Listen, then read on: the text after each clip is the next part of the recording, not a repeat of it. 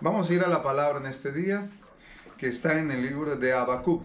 Habacuc es un profeta menor en el libro de Habacuc. Dice el primer versículo, capítulo 1, versículo 1, dice: profecía que vio el profeta Habacuc.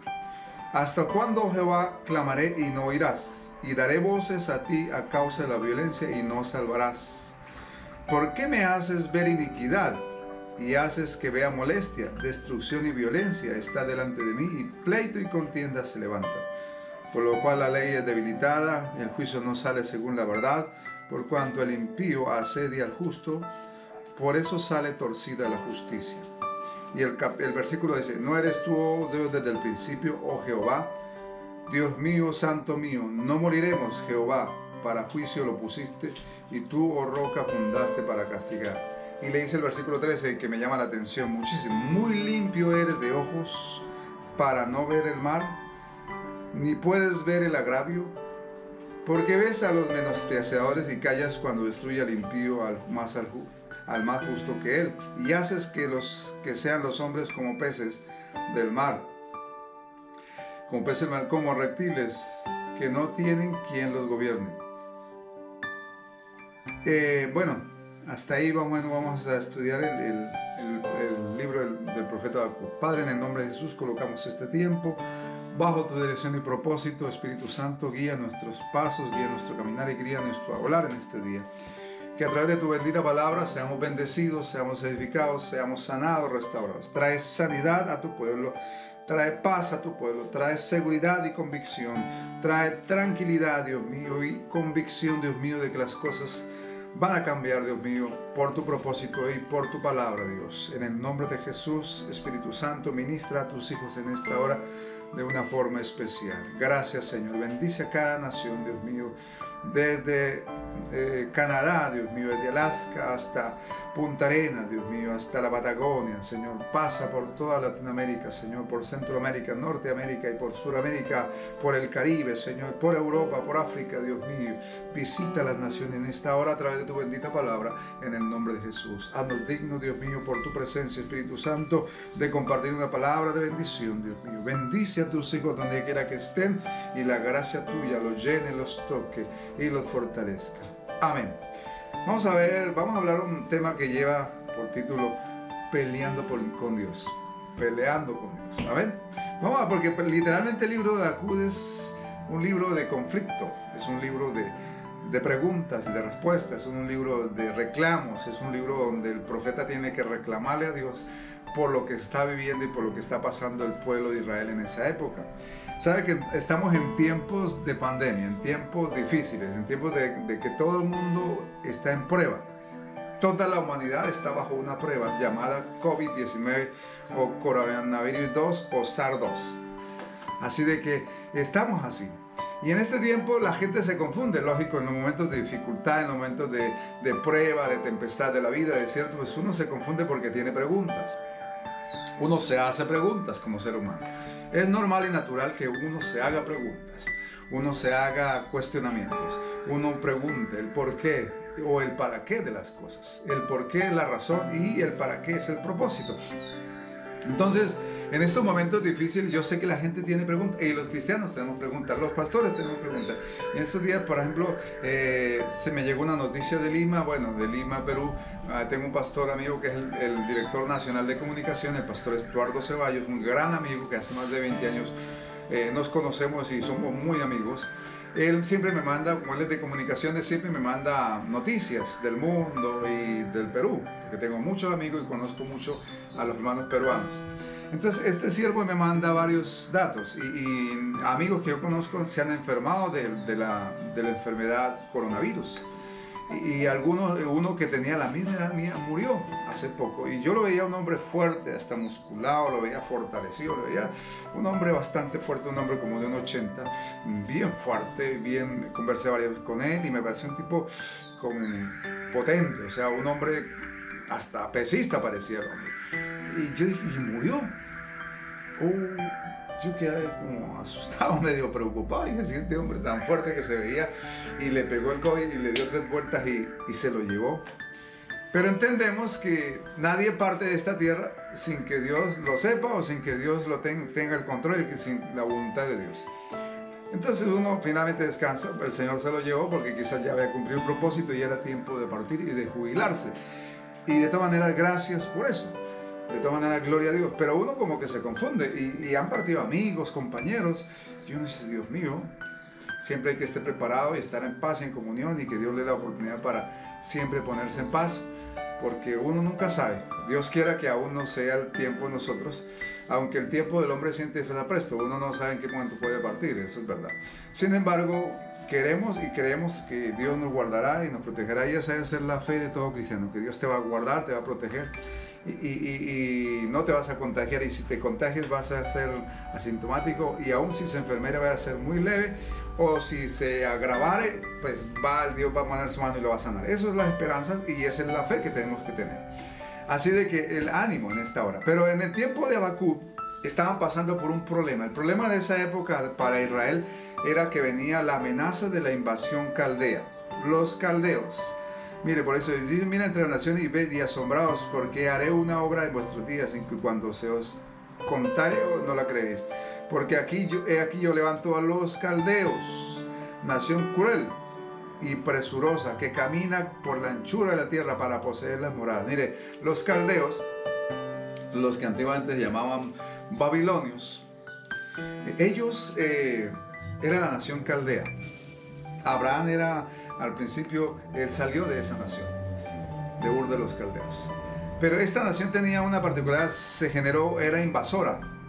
Generaba sus recursos, generaba sus ganancias y generaba su poder en invadir naciones.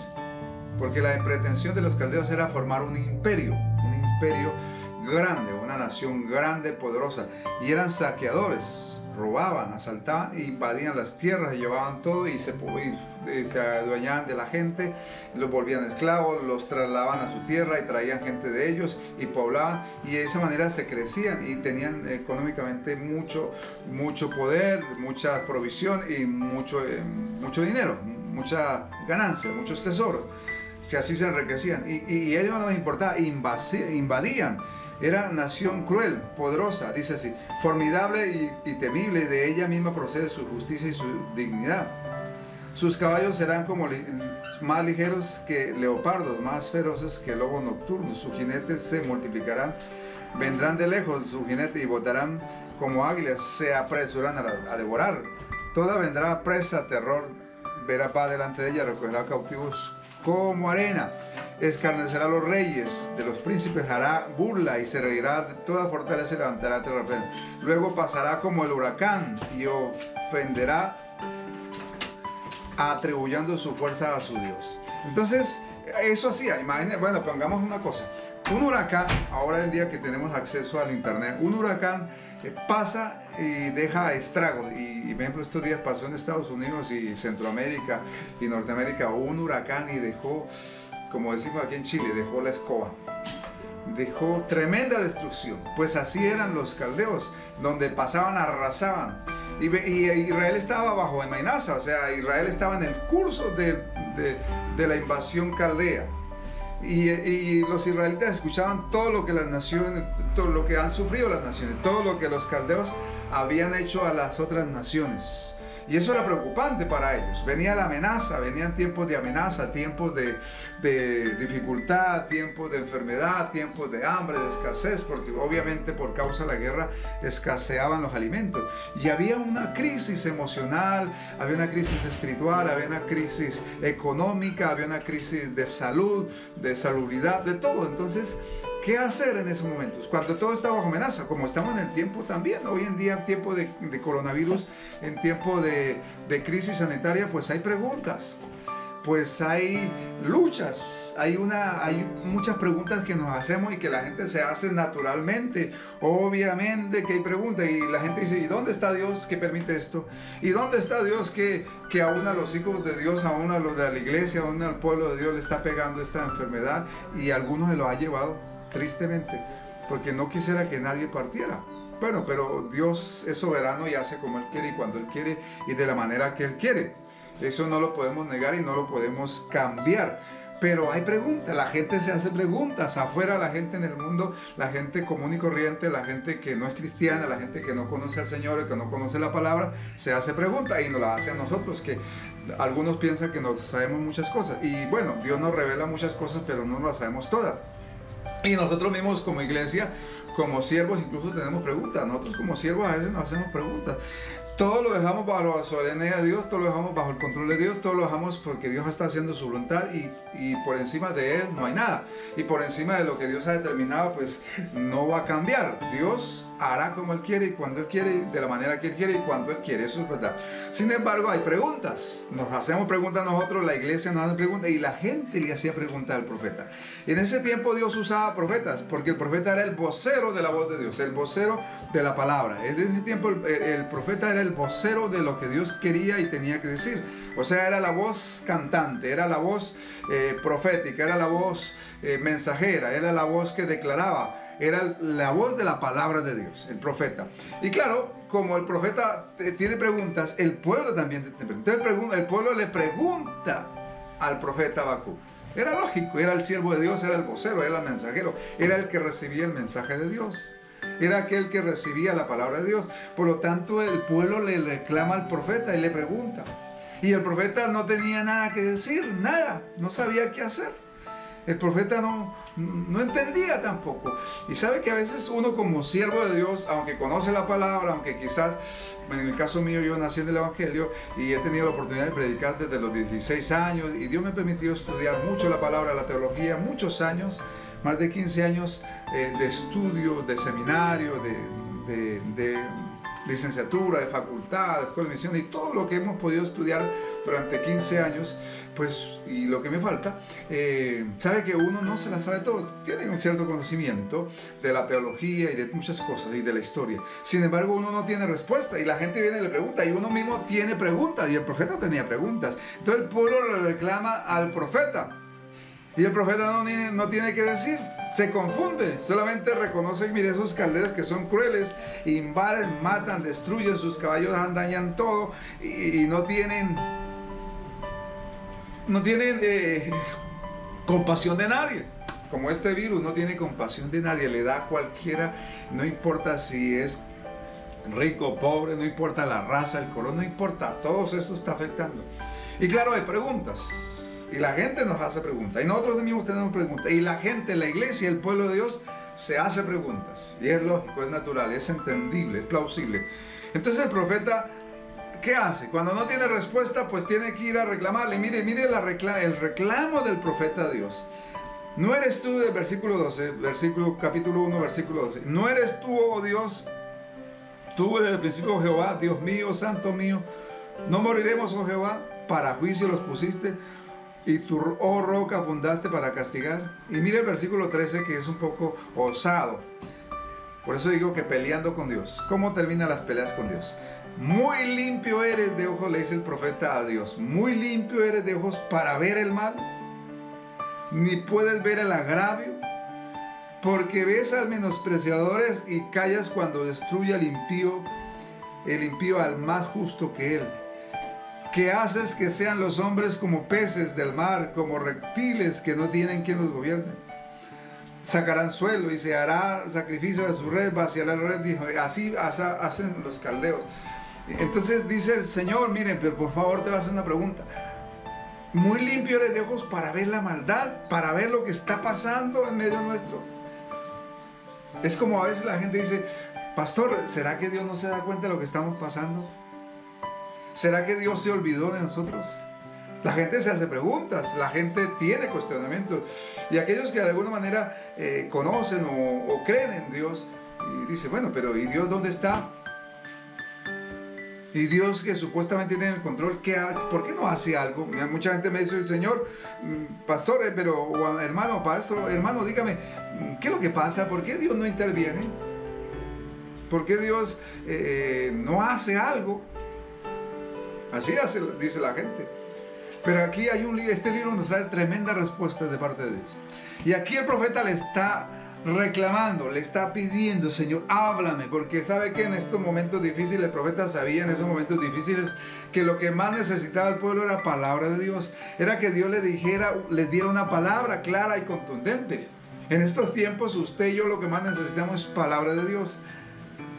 ¿Por qué? Porque la palabra de Dios trae un contenido poderoso que nos muestra lo que Dios está haciendo, lo que Dios va a hacer y el resultado final, y después Dios lo que traerá como restauración, como promesa, como retribución o recompensa, como bendición. La palabra de Dios siempre será completa, el mensaje de Dios siempre será completo, porque será presente y tendrá visión hacia el futuro, porque eso es bien importante. La palabra de Dios siempre va a tener visión hacia el futuro, pero tendrá una solución al presente. Por eso el pueblo reclama al profeta: Señor, profeta, danos palabra. Y el profeta no tenía en ese momento. Y vaya a la fuente, bueno, en estos tiempos cuando usted tenga preguntas, vaya a la fuente, vaya al hombre de Dios, vaya a la palabra de Dios, vaya a Dios en su presencia a través de la oración y hágale preguntas. Algunas van a ser respondidas, algunas no, pero algunas van a tener respuesta aparte de Dios, porque Dios escucha al justo cuando clama y está atento a sus oraciones, dice la Biblia. Así de que aquí el profeta está reclamando: Señor, ¿por qué no ves la maldad? Señor, yo sé que tú eres santo, 3 veces santo, poderoso, tú eres grandioso, Señor, pero mira lo que está pasando. Es como si a veces, de verdad, la gente a veces dice: ¿será que Dios está dando cuenta? ¿O será que Dios nos olvidó? ¿Que Dios nos echó al olvido en este tiempo? No. Mi amado, hay palabra, y por eso uno entienda. El profeta reclamaba palabra, el pueblo le reclamaba palabra al profeta, y el profeta tiene que reclamarle palabra a Dios en este tiempo. Quiera Dios que venga una palabra para su vida, que haya palabra en este día para su vida, para que le declare lo que Dios está haciendo, para que le declare lo que Dios promete hacer y lo que vendrá. Porque el futuro el día de hoy se ve aciago, se ve oscuro, se ve nubuloso, se ve como en un día de invierno, así todo gris, que ni siquiera se ve el sol. Así que le animo en este día, lo que más necesitamos en los momentos difíciles es palabra de Dios, porque la palabra de Dios contiene todo lo que necesitamos. Contiene el presente, la solución, la razón, contiene el propósito y contiene también la promesa del futuro. Así de que la palabra de Dios es completa, y por eso el profeta va a Dios y le reclama: Señor, perdóname por lo que voy a decirte, perdóname porque me cuestiono, no entiendo lo que está pasando. Y es una oración muy honesta, muy sincera de parte del profeta. Habacuc conocía mucho a Dios y tenía una relación muy personal con Él. Por eso tiene esa confianza de decirle: Señor, de ir a hablarle con honestidad. ¿Sabe qué, hermano? Sea franco con Dios cuando ore. Sea honesto. No sea ceremonioso ni religioso. No sea cúltico, sino sea una persona honesta con Dios, sincera con Dios a la hora de hablar con Él. Necesitamos abrir el corazón. Y el profeta abre su corazón, aunque no esconde sus sentimientos, no esconde su confusión, no esconde su lucha interna, no la esconde. Se la expone a Dios. ¿Por qué? Porque Dios nos conoce, y a Dios hay que ir con toda honestidad, con toda franqueza, con toda sinceridad. Y le dice eso. Y mira, el capítulo 2 dice: sobre mi guarda estaré, y sobre la fortaleza afirmaré mi pie. Velaré para ver lo que se me dirá, y qué he de responder tocante a mi queja. Mire, el profeta dice: Señor, voy a hacerte huelga. Y voy a hacer, literalmente estaba haciendo un ayuno. Y dice: Señor, como quien dice, voy a hacer huelga de hambre hasta que no me respondas. Hasta que me respondas voy a estar aquí, Señor. Y se para en el muro. El muro era ancho. Se para ahí a hacer ayuno, se para ahí a hacer oración, se para ahí a esperar respuesta de Dios. ¿Sabe qué? Tengamos esa actitud del profeta. Señor, no tengo respuesta, no tengo palabra, pero voy a estar aquí hasta que tú me respondas. Voy a estar orando, voy a estar clamando, voy a estar buscando tu presencia, voy a estar buscando tu gracia, voy a estar buscando tu respuesta, Señor, porque necesito una respuesta. Yo la necesito, el pueblo la necesita, el pueblo me pide palabra y por lo tanto no la tengo, pero tú me la puedes dar, Señor. Así de que aquí estaré ayunando, aquí estaré orando, aquí estaré vigilando, aquí estaré clamando hasta que tú me respondas, y no me voy a mover, Señor, de aquí. Esa es la actitud de un hombre de Dios, una mujer que necesita dirección, que necesita palabra, que necesita propósito, que necesita que Dios le hable. Mi amor, no desmaye, Busque respuesta en Dios. Esa es la palabra en este día. La respuesta al problema tuyo, la respuesta a la situación actual, la respuesta al problema familiar, económico, de sanidad está en Dios. Así de que clame hasta que Dios le dé palabra, le dé respuesta. Así como el profeta dice: Señor, me voy a estar aquí y no me voy a apartar, me voy a vigilar, voy a ayunar, voy a hacer huelga de hambre si es necesario hasta que me respondas, oh Dios. Necesito palabra. En este momento lo que más necesito es que tú me hables, que tú me dirijas. Esa debe ser la actitud de todo cristiano. Esa debe ser la actitud de todo hombre de Dios que se dispone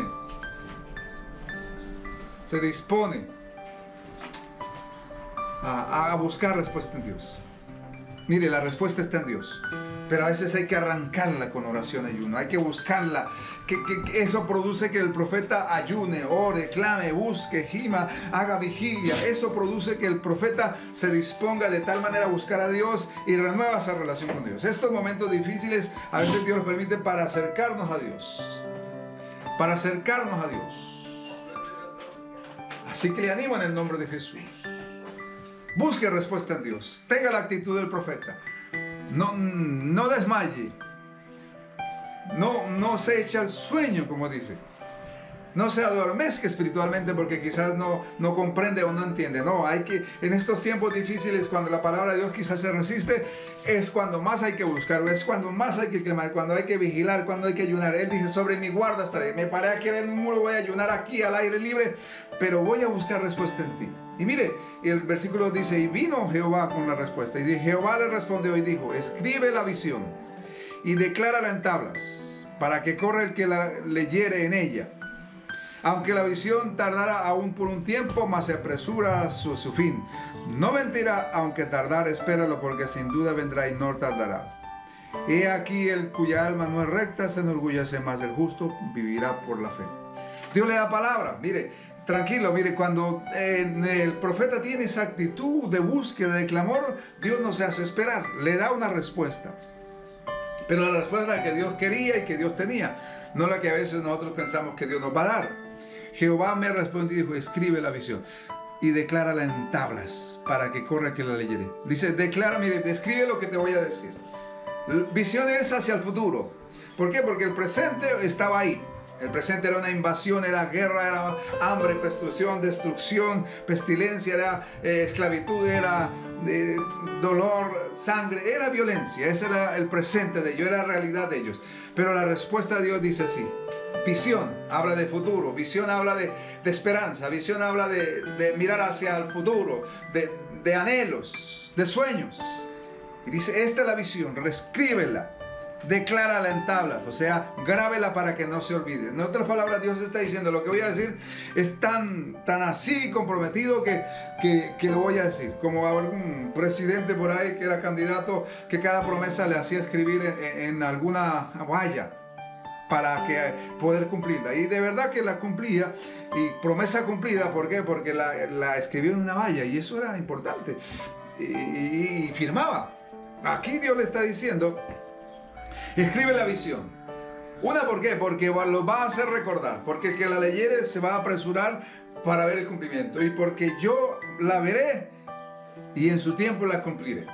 O sea que la visión de Dios siempre está escrita. ¿Para qué? Para que haya seguridad. Para que no se nos olvide. Para que Él no la recuerde. Y para que Él también se acuerde de ella cumplirla. Y dice así: aunque la visión tardara. Humanamente parece que esta situación tarda, parece que esta situación se alarga. Para ellos era unos años de invasión, parece que esto es interminable. Pero dice: no tardará, tendrá un tiempo de cumplimiento.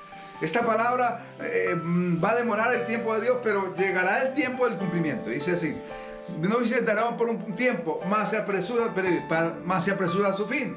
¿Por qué? Porque obviamente el tiempo de Dios es diferente al nuestro. Así que en el tiempo nuestro está aparentemente demorado, pero en el tiempo de Dios se acelera. En el kairos de Dios, que es más, está acelerada el cumplimiento. Y no mentirá, aunque tardare, espéralo, porque sin duda vendrá. Así, hermano, esta situación es temporal. Esta situación es pasajera. Déjeme decirle, la palabra de Dios está declarando que lo que estamos viviendo en los propósitos y en el tiempo de Dios es pasajero, es efímero, es fugaz y va a pasar.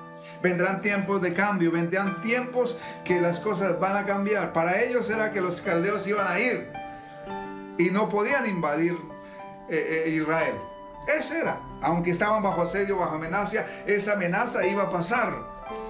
Iban a pasar de largo y la nación iba a ser libre de la invasión. Y vendrían tiempos de restauración, de bendición, de provisión, de prosperidad y de paz. Pero sin embargo en ese momento era amenaza. Pero dice, no se preocupe que esto es pasajero, que esto Dios no lo va a permitir más allá del tiempo necesario, y pasará y cambiará y vendrán tiempos mejores, tiempos diferentes. Qué bueno, mire, mi amado, esto es pasajero. Déjeme decirle, la palabra de Dios está declarando, aunque parece que esto es interminable, parece que se ha demorado mucho, comparado con el tiempo de Dios es una brisna, es unas horas nomás. Pero hermano, tenga claro, en el tiempo de Dios esto va a pasar.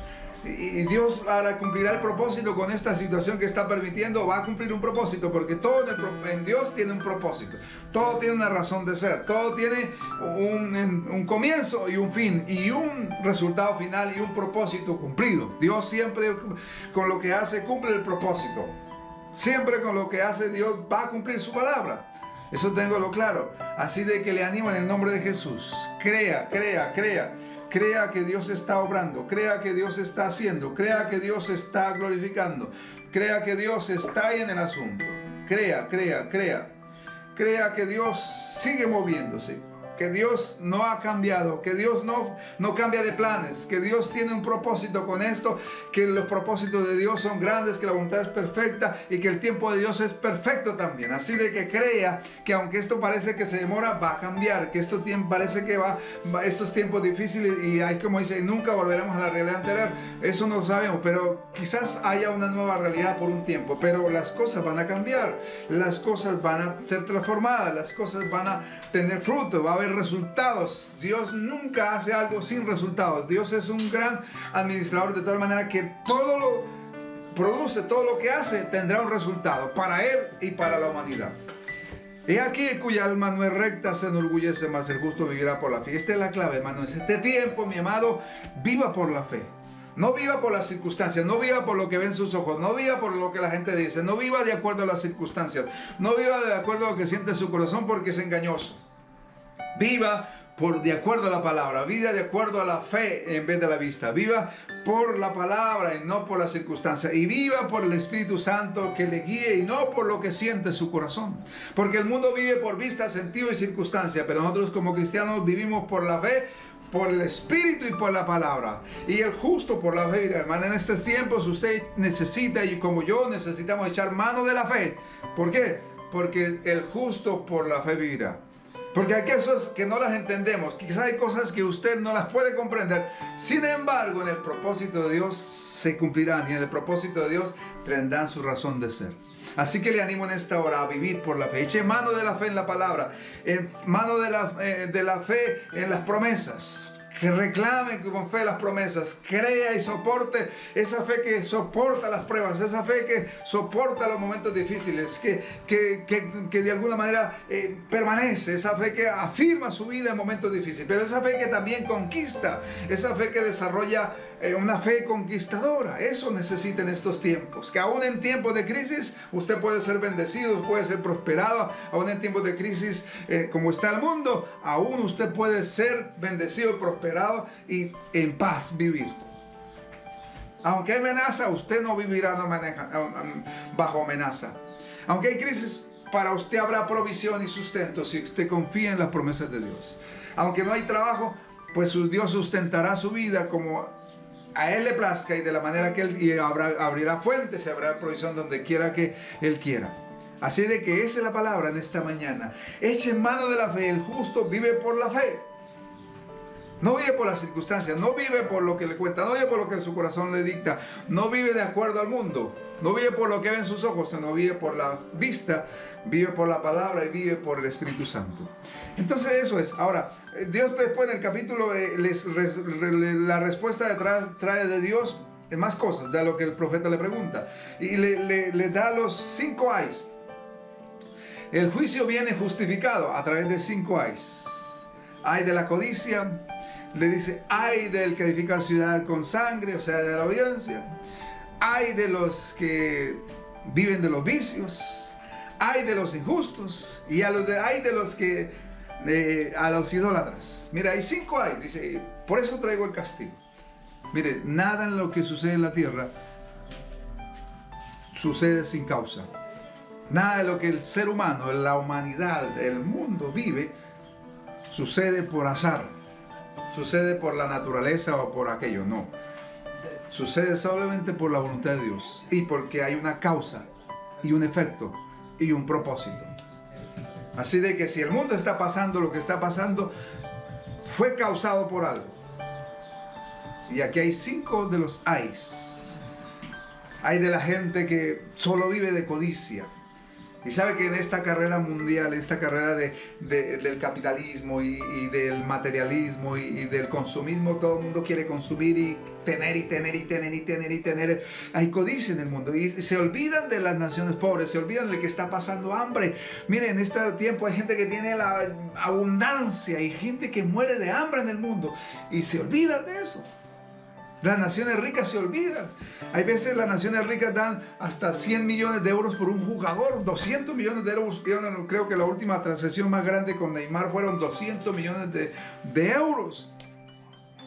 Mientras hay gente que no se gana $1 al día. Imagínense.